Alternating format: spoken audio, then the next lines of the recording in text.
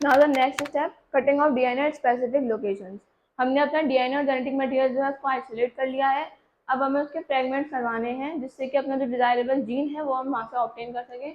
और इसके लिए आप क्या यूज़ करते हैं, इसके लिए हम यूज़ करते हैं रिस्ट्रिक्शन एंडोन्यूक्लियस। तो प्योरीफाइड डीएनए जो आपने ऑब्टेन करा है अपने सेल्स से, अब उसको और रिस्ट्रिक्शन एंडोन्यूक्लियस को हम इंक्यूबेट करेंगे, ठीक है, साथ में एंजाइम अपने फ्रेगमेंट्स करेगा। अब उस फ्रेगमेंट्स को विजुअलाइज करने के लिए क्या कराते हैं, gel electrophoresis.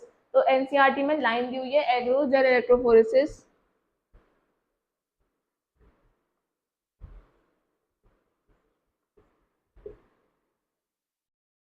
Agro gel electrophoresis checks the progression of restriction enzyme fragmentation.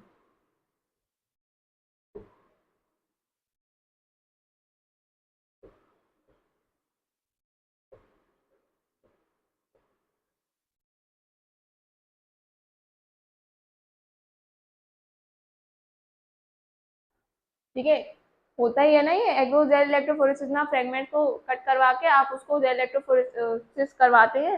तो जेल इलेक्ट्रोफोरेसिस करवाते हैं तो आप डीएनए के फ्रेगमेंट्स ऑब्टेन करते हैं, फिर आप फ्रेगमेंट को विजुअलाइज करते हैं तो आपको पता चल जाता है कि जो आपका डिजायरेबल जीन है वो सबसे पास होगा पॉजिटिव प्लेट के पास, क्योंकि DNA is a negatively charge molecule, और जो बाकी के बड़े बड़े फ्रेगमेंट्स होंगे वो नेगेटिव प्लेट के पास ही रह जाएंगे। ठीक है, तो जेल इलेक्ट्रोफोरेसिस से आपको पता चल जाता है कि आपको जो रिस्ट्रिक्शन एंजाइम का जो डाइजेशन है वो एकदम ठीक ठाक हुआ है या नहीं हुआ है।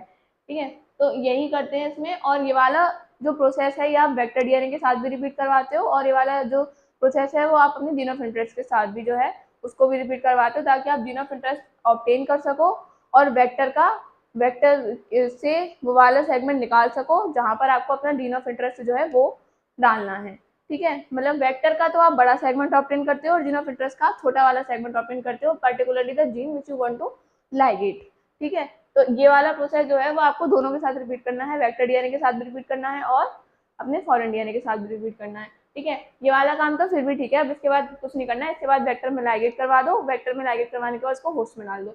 लेकिन अब डीएनए तो बहुत ही माइक्रोमोलिक्यूल है और आपका एक्सपेरिमेंट भी काफी बड़ा है, तो उसके लिए आपको क्या चाहिए, उसके लिए आपको कॉपीज चाहिए इन चीजों की बहुत सारी, जिससे कि if you fail one time then you can succeed it another time.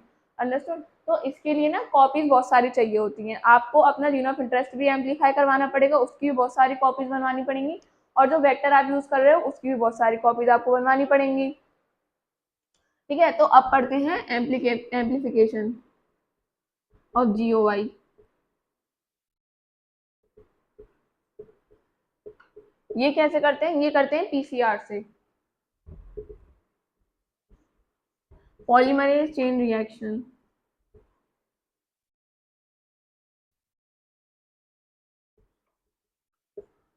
ठीक है, इसके थ्रू आप अपना जीन ऑफ इंटरेस्ट या फिर अब अपना वेक्टर दोनों को मल्टीप्लाई करवा के उसकी बहुत सारी कॉपीज बनवा सकते हैं, और उसको मतलब अपना सैंपल साइज है वो बड़ा कर रहे हैं ताकि आप एक्सपेरिमेंट्स को इजीली कैरी आउट कर सकें। ठीक है, तो पीसीआर में होता क्या है, पीसीआर के 3 स्टेप्स होते हैं, denaturation, annealing and extension.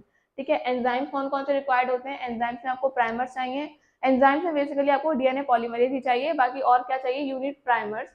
Primers are chemically synthesized oligonucleotides which are having the sequences which are complementary to the DNA.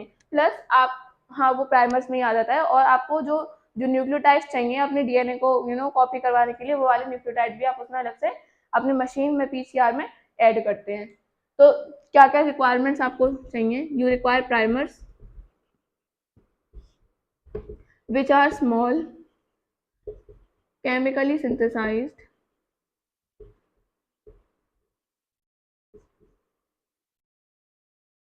oligonucleotides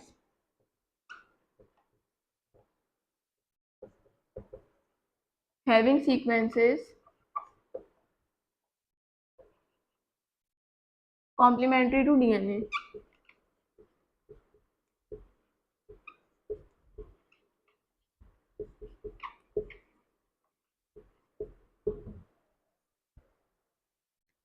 और चाहिए क्या, डीएनए पॉलीमरेज।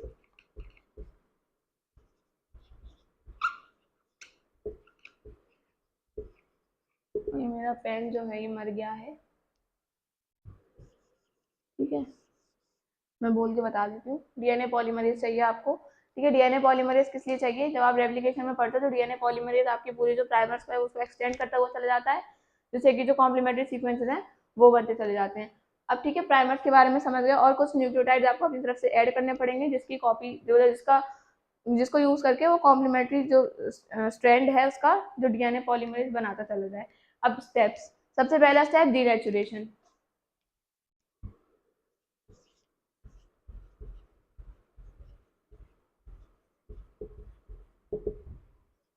अब आपने डीएनए रेप्लिकेशन में पढ़ा होगा कि अगर डीएनए की रेप्लिकेशन करवानी है तो दोनों सेगमेंट्स को या दोनों स्ट्रैंड्स को जो है वो अलग करना पड़ेगा। तो डीनेचुरेशन करवाते हो आप करीब 94 डिग्री सेल्सियस पे, जिससे कि जो डीएनए का डीनेचुरेशन हो जाए और डीएनए के जो दो स्ट्रैंड्स थे अब वो दोनों ना अलग अलग हो जाएं। ठीक है,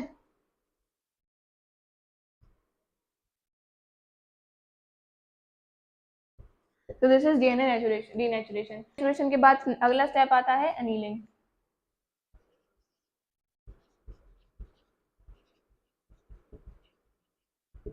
अनीलिंग में क्या कराते हैं? अनीलिंग में आप लगाते हो प्राइमर्स। ऐसा ही होता है डीएनए रेप्लिकेशन में। डीएनए रेप्लिकेशन में आप अपना जो डीएनए के फ्रेगमेंट जो बन गए अब उसके साथ प्राइमर आकर अटैच होता है उसके 5 प्राइम एंड पर, और फिर प्राइमर्स के थ्रू क्या होता है, फिर डीएनए पॉलीमरेज आता है, डीएनए पॉलीमरेज प्राइमर्स को एक्सटेंड करता चला जाता है। ठीक है, building up the complementary strand for them. तो अनीलिंग में primers are going to attach with the strands। ठीक है, अनीलिंग करवा लेते हैं 50 to 60 डिग्री सेल्सियस पे। नेक्स्ट स्टेप आता है, प्राइमर्स भी कितने चाहिए आपको? प्राइमर्स 2 चाहिए, ये भी पूछा है। ठीक है, 2 प्राइमर्स की रिक्वायरमेंट आपको होती है दोनों स्ट्रैंड्स के लिए। अगला स्टेप जो होता है that is extension. Extension 72 degree Celsius पर करवाते हैं। ठीक है, एक्सटेंशन में डीएनए पॉलीमरेज की एक्टिविटी होती है। DNA polymerase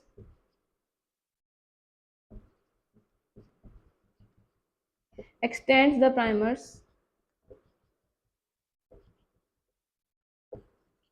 with the nucleotides that have been given in the PCR machine। अब ये कोई अपना नॉर्मल सेल तो है नहीं जिसके पास न्यूक्लियोटाइड्स खुद से बने हुए रखे होंगे या उसके पास खुद की मशीनरी होगी न्यूक्लियोटाइड्स बनाने के लिए जो आपके न्यूक्लियोटाइड्स बनते चले जाएंगे और ऐड होते चले जाएंगे। No, this is an artificial process. तो इसमें आपको जो न्यूक्लियोटाइड्स हैं अपने खुद से ऐड करने पड़ेंगे। ठीक है, वो न्यूक्लियोटाइड्स आप इसमें ऐड करोगे, फिर वो मल्टीप्लाई हो के कॉम्प्लीमेंट्री स्टैंड बनाएंगे। प्राइमर्स आपको देने पड़ेंगे। ठीक है, कॉम्प्लीमेंट्री स्टैंड के सीक्वेंस का उसमें प्राइमर्स में सीक्वेंसेस होंगे, न्यूक्लियोटाइड्स होंगे, वो प्राइमर्स आकर अटैच हुए। अब उन प्राइमर्स को एक्सटेंड करना है। एक्सटेंड करने के लिए भी तो न्यूक्लियोटाइड्स चाहिए, वो न्यूक्लियोटाइड्स आप अपनी तरफ से मशीन में डालोगे। ठीक है, तो ये वाली जो प्रोसेसेस होते हैं इनके थ्रू जो अपना डीएनए है वो बहुत ज्यादा मल्टीप्लाई हो जाता है, बहुत ही सारी कॉपीज, उसकी बिलियन कॉपीज मिल जाती हैं। ठीक है, लाइक आपके एनसीईआरटी में दिया हुआ भी है कि 30 साइकिल्स के बाद 30 cycles of PCR will produce a billion copies of the DNA. 30 cycles of PCR will give 1 billion copies of DNA. और ये क्वेश्चन अगर आपसे वैसे भी पूछ ले तो किसी n नंबर ऑफ साइकिल्स के बाद आपके पास कितनी कॉपीज आ जाएंगी? तो after n cycles of PCR you are going to get 2 raised to the power n copies of DNA. ठीक है, सीधा सीधा क्वेश्चन, फॉर्मूला लगा के पूछ सकता है तो पूछ ले, वैसे नहीं पूछेगा। लेकिन अगर वो बोल दे कि मैंने 5 साइकिल्स कराएंगे पीसीआर की तो मेरे पास कितनी कॉपीज आएंगी? तो 2 की पावर 5 32 कॉपीज ऑफ डीएनए आपके पास आएंगी। ऐसे क्वेश्चन नीट में आ सकते हैं, तो वो उसके लिए बता दिया है मैंने। ठीक है, अब अनीलिंग और एक्सटेंशन कर लिया। आप ये अपने जो मल्टीप्लिकेशन करवा रहे हो या वेक्टर का भी करवाओगे और या आप अपने जीन ऑफ इंटरेस्ट का भी करवाओगे ताकि आपके पास एज मैनी कॉपीज आ जाएं और आप एज मैनी एक्सपेरिमेंट्स और एज मैनी यू नो आराम से फेल भी हो जाओ तो भी कोई दिक्कत नहीं, आपके पास सैंपल साइज काफी ज्यादा बचा रहे। ठीक है, तो बस यही, इन दोनों को मल्टीप्लाई करवा दिया, मल्टीप्लाई करवा के आपस में लाइगेट कर दो और होस्ट में डाल दो। होस्ट में डालने के भी मेथड हमने काफी सारे पढ़ लिए थे, transformation, micro injection, biolistic, gene gun या फिर डिसआर्म पैथोजन, उनके थ्रू आप ये कर सकते हो। होस्ट में डाल दो, अब बात करेंगे कि होस्ट को कल्चर करना है और होस्ट को कल्चर करके वहां से डिजायरेबल प्रोडक्ट जो है वो हमको एक्सट्रैक्ट करना है। तो वेक्टर था उसको होस्ट में डाल दिया, वेक्टर के साथ साथ अपना जो जीन ऑफ इंटरेस्ट था वो भी होस्ट के अंदर आ गया। ठीक है, अब हम क्या चाहते हैं कि हमारा जो जीन है ना वो एक्सप्रेस हो जाए। अब एक्सप्रेस हो गया अपना जो डिजायरेबल प्रोटीन हम उससे ऑब्टेन करना चाहते हैं या एंजाइम जो भी हम उससे ऑब्टेन करना चाहते हैं वो अब जो होस्ट है उसके अंदर एक्सप्रेस हो जाए। तो उसके लिए भी कुछ ऑप्टिमम कंडीशंस होनी चाहिए। ठीक है, for the protein to be express, for the antibiotic जो भी आप प्रोड्यूस करना चाहते हैं वो एक्सप्रेस हो, या कोई एंजाइम आपको उससे चाहिए वो एक्सप्रेस हो, उसके लिए हमको स्पेसिफिक कंडीशन देनी पड़ती हैं। ठीक है, उनको ध्यान में रखते हुए हमारा जो जीन है वो एक्सप्रेस होता है और उसी के थ्रू प्रोटीन्स वगैरह जो है वो हम एक्सट्रैक्ट करना स्टार्ट कर देते हैं। अब इसके लिए आपको कल्चर करना पड़ेगा होस्ट सेल को, जिससे कि वो लार्ज स्केल प्रोडक्शन में अपना जो जीन है उसको एक्सप्रेस कर सके और जो प्रोटीन है हमको वो मिल सके। अब दो टाइप के कल्चर सिस्टम्स होते हैं, एक होता है कंटिन्यूस कल्चर सिस्टम और दूसरा होता है बैच कल्चर सिस्टम। ठीक है, तो सबसे पहले कंटिन्यूस कल्चर सिस्टम में क्या है,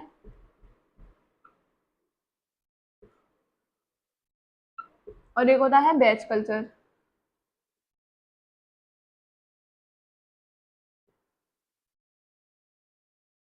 कंटिन्यूस कल्चर में आप क्या करते हो, अपने जो भी वेसल है जिसमें आप कल्चर कर रहे हो उसमें आप एक साइड से जो यूज अप मिक्सचर है उसको हटाते जाते हो और फ्रेश मिक्सचर जो है उसको आप डालते जाते हो। इससे क्या होता है कि जो आपका होस्ट है या जो भी बैक्टीरिया ग्रो कर रहे हो वो अपने फिजियोलॉजिकली मोस्ट एक्टिव स्टेट में इनेबल रहता है, that is it is going to be expressed in its log और एक्सपोनेंशियल स्केल।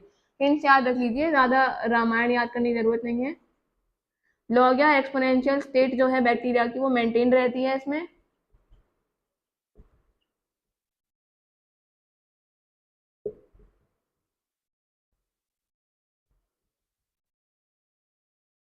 एक साइड से आप अपना यूज अप मिक्सचर ड्रेन कर रहे हो, जो भी न्यूट्रिशन मिक्सचर आप उसको दे रहे हो, और दूसरी साइड से आप फ्रेश वाला जो मिक्सचर है वो उसमें ऐड करते जा रहे हो। तो बैक्टीरिया का एक्शन रुक नहीं रहा है, बैक्टीरिया लार्ज स्केल में लार्ज यील्ड में आपको प्रोटीन अपना प्रोड्यूस करता जा रहा है। तो यहाँ से आपको लार्ज यील्ड मिलता है अपने प्रोटीन का।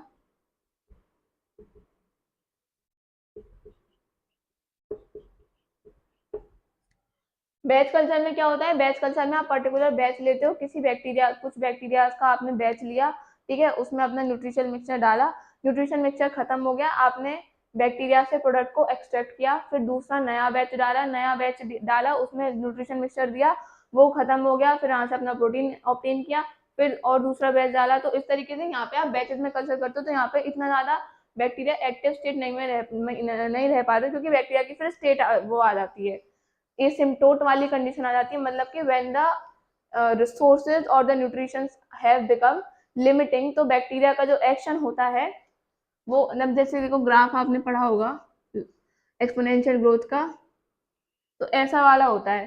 ठीक है, यहाँ पर तो एक्सपोनेंशियल स्टेट है बैक्टीरिया की, लेकिन यहाँ पर एसिम्प्टोट आ जाता है, दैट इज स्टेशनरी फेज। अब कोई फर्दर ग्रोथ नहीं हो रही, ना फर्दर वो अपना प्रोटीन जो है वो प्रोड्यूस कर रहा।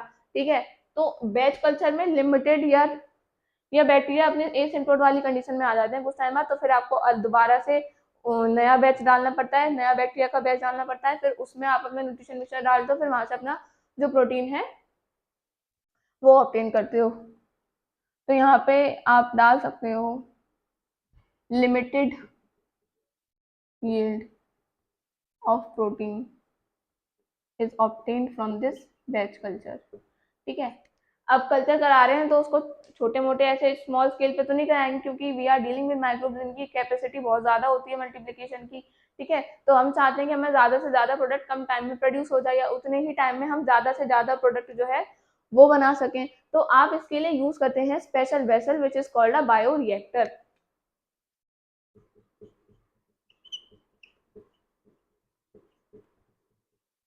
So bioreactor is a vessel in which raw materials are biologically converted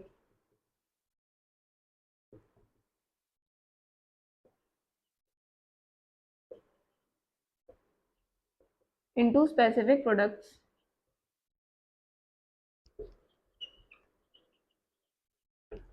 ठीक है। बायोलॉजिकली कन्वर्टेड क्यों बोला, क्योंकि मैं कोई अलग से अपनी मशीनरी नहीं दे रही हूँ उसको कन्वर्ट करने के लिए, मैं बैक्टीरिया पर ही डिपेंड हूँ, ताकि वो नेचुरली जैसे अपना जो जीन एक्सप्रेस करते हैं वो उसको एक्सप्रेस करें और उसके एक्सप्रेशन से जो प्रोटीन ऑब्टेन हो रहा है वो मुझे मिल सके। तो this is a biological conversion. और वन मोर थिंग कि बैक्टीरिया में अगर आप रिकॉम्बिनेंट डीएनए एक्सप्रेस करवा रहे हो then that is called a heterologous host. Okay, bacteria is a heterologous host. क्योंकि क्यों बोला मैंने उसको हेटेरोलॉगस होस्ट, बिकॉज हेटेरोलॉगस का क्या मतलब हुआ, आपने जो जीन एक्सप्रेस करवाना चाहते हो बैक्टीरिया में वो बैक्टीरिया के पास खुद से नहीं आया है, आपने उसको दिया गया है किसी और ऑर्गेनिज्म से लेके, so it is a heterologous host. ठीक है। So and that protein which you are going to obtain from this heterologous host is now be called as recombinant protein. So protein obtained from gene expression in a heterologous host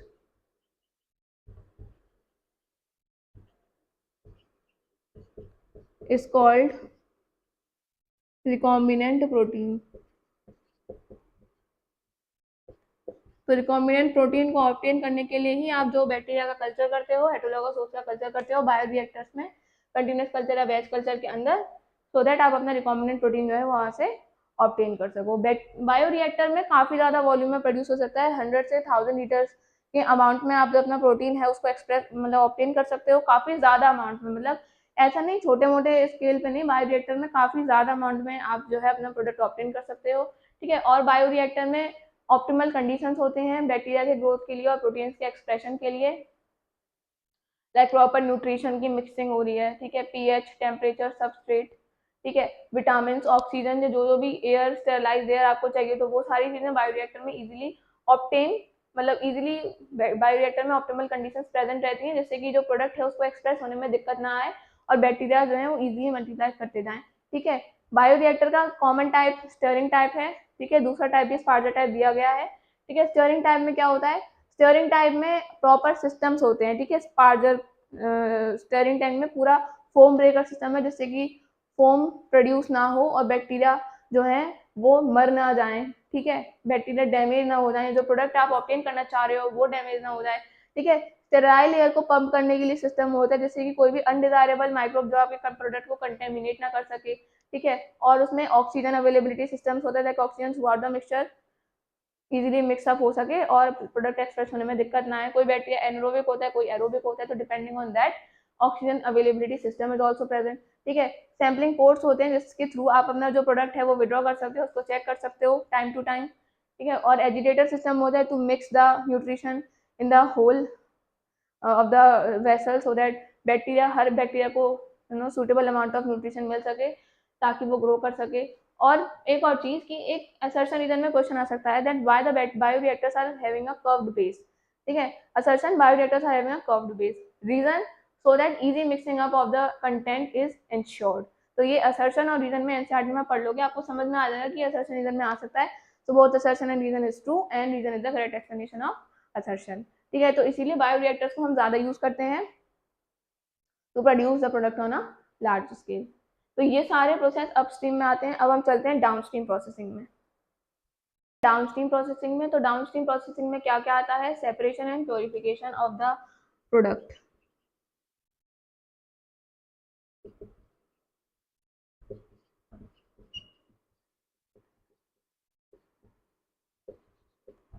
product के बनने तक जो processes चल रहे थे वो upstream processing का part थे, लेकिन प्रोडक्ट बनने के बाद डाउनस्ट्रीम प्रोसेसिंग की जाएगी उसकी। डाउनस्ट्रीम प्रोसेसिंग में आप क्या क्या करते हैं, डाउनस्ट्रीम प्रोसेसिंग में आप प्रोडक्ट को सूटेबल प्रिजर्वेटिव्स के साथ ऐड करते हैं, जिससे कि प्रोडक्ट आपका ज़्यादा देर तक चल सके, जल्दी खराब ना हो।